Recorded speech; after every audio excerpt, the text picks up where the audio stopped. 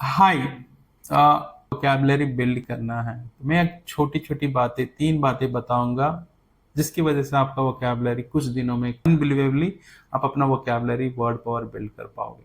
Simple चीज़ है। अगर पहला नंबर, अगर आपको वोकैबुलरी बिल्ड करना है मोर देन इनफ, क्योंकि जब तक आपके कमांड वोकैबुलरी पे अच्छा नहीं होगा तब तक आप अच्छी तरह से बोल नहीं सकते हो। Vocabulary is like a input, वो रॉ मटेरियल है।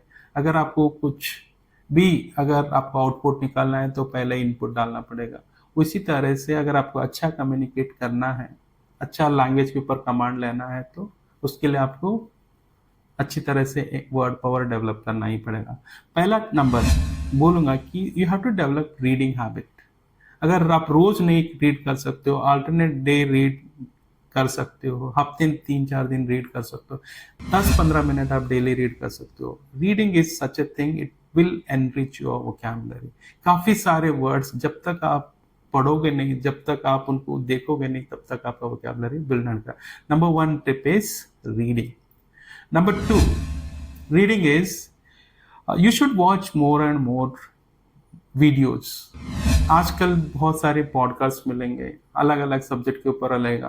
You don't have to watch 1 hour 2 hour, आप 5 5 मिनट के 4 मिनट्स 5 मिनट्स के वीडियोस भी देखोगे अलग अलग सब्जेक्ट के ऊपर, तो काफी सारे वर्ड्स आपको सीख पाओगे।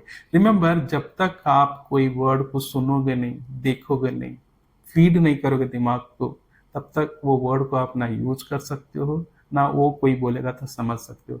अगर कोई भी वर्ड को अगर आपको यूज करना है तो वो वर्ड को आपको पहले सुनना पड़ेगा, समझना पड़ेगा, तभी उस वर्ड को आप अपने डेली कन्वर्जेशन में यूज कर सकते हो। तो इसके लिए आपको ज्यादा से ज्यादा वीडियोज 10 मिनट्स 15 मिनट्स अगर वीडियो भी आप देख लोगे daily, over a period of time काफी आपके वोकैबुलरी में फर्क गिरेगा।